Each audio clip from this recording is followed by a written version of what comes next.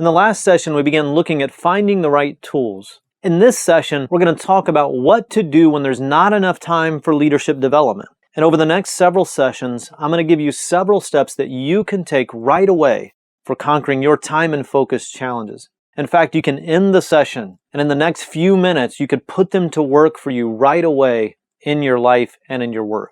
There are several tools that we use to get control of time and schedule in our calendar.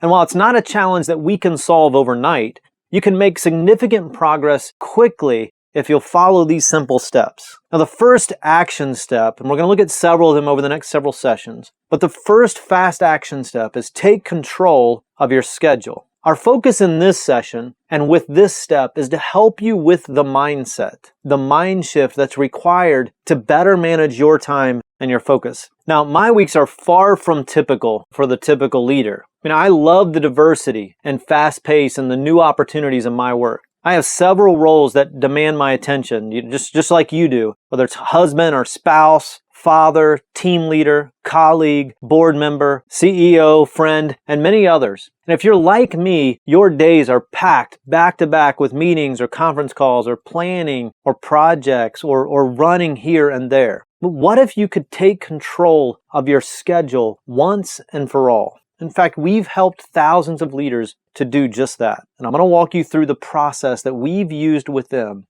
where they've seen significant and dramatic improvements in their life and in their work. Number one, as we get started, consider your interruptions. Who or what is interrupting you throughout the day and why? Are you forced to work on low payoff activities that take you away from your high payoff functions? And are these interruptions a reflection of your leadership style and your leadership behaviors? In other words, have you trained people that it's okay to interrupt you the way that they do? See, many leaders have built a team or a system that's dependent upon them, and so they spend their days responding to interruptions. So review the list of interruptions, make a note of the things that are interrupting you, and then make the necessary changes just as soon as possible. Lead your team to take ownership and then free them to lead in their areas of responsibility. Now, if you struggle with this is easier said than done, and that's true for me. I like to be involved in what's going on, and I like to know what's going on because I just love the work that we're doing. But if we're going to grow as an organization, I cannot be involved in everything. I've got great people on our team that can take many of these areas and run with it without me even having to be involved. And I have to let them do that. If I don't, we cannot reach our full potential. So your team members are valuable and they're worth developing and they can do it. So let them, and you'll have fewer interruptions. So number one, consider the interruptions and then do something about it. Number two, avoid low-impact meetings and activities. See, every single one of us, if we're honest, we attend far too many meetings. There's times when the meeting organizer isn't even prepared, or the meeting objective isn't defined, or you can't really affect the outcome of the meeting that you're sitting in. Any meeting that you attend should have a written objective and a written agenda. A few days ago, I got an email from one of our vendors and providers, and he asked me to schedule a meeting. He said, I think it's time for our next meeting, so can we schedule a meeting? Well, I immediately emailed him back and said, what do we need to discuss? Because in my mind, if we didn't have anything to catch up on, and if they were moving forward and they didn't need me to be involved or to speak into what it was that they were working on, then I don't want to have the meeting because I don't want to waste their time and I don't want to waste my time. So a few hours later, he sent me back, hey, I want to discuss this, and this. So once he told me what we wanted to meet about and what we were going to discuss in the meeting, then I was able to properly prepare so that when we got into the meeting the next day, we were able to move through it quickly and then move on with our schedules. So every meeting you attend should have a written objective and a written agenda.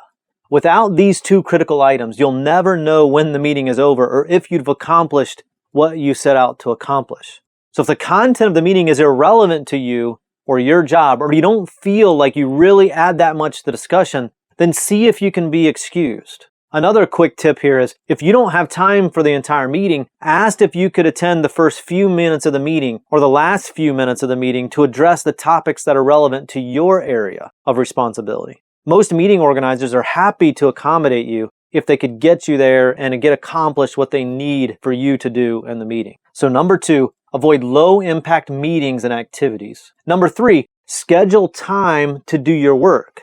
This sounds so simple, but yet very, very few people do this. Very few leaders do this.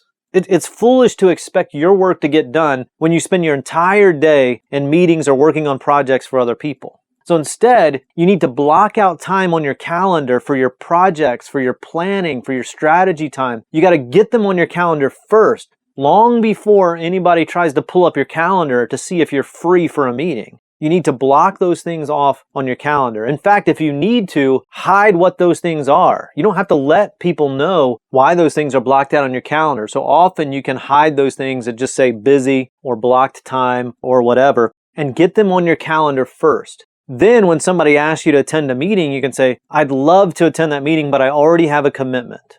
See, if you don't control your calendar and you don't control your schedule, someone else will gladly do it for you. So schedule time to do your work and block that time out early before it gets run over by all these other meetings and low payoff activities. The number 4, and this is related to number 3, add to-do items to your calendar. Everything takes time. So I learned a number of years ago that my to-do list is exponentially more effective when I simply add the items to my calendar. If a task or an item is not important enough for me to schedule 10 or 15 or 30 minutes to accomplish it, then maybe it's not something that I should be doing. For projects that require less than 5 minutes of my time, I usually do them right away. Putting them off requires me to think about them over and over again and ultimately waste far more time than the action requires. So I just do it and I get it out of the way. Finishing these quick items also gives me more energy and more momentum to do larger projects and tasks. See, every leader can benefit from a few simple steps to reduce wasted time and develop new productive habits. Most importantly, you'll have greater control of your schedule so that you have more time for those who need you most. So fast action step number 1 is take control of your schedule. And that's to help you with the mindset or the mind shift for managing your time and your focus. So if you haven't already, take a moment right now to download the worksheet on this page and complete the action steps for this session. It's important that you apply this learning right away, in the right way. So don't skip this step. Honor your investment in this session and in each session by completing the action steps found in your worksheet. So we've been looking at what do you do when there's not enough time for leadership development. And in the next session, we're going to look at another fast action step, how to create an annual plan to make time for what matters most. And remember, you don't have to get it perfect. You just need to take the next step. And so I'll see you in the next session.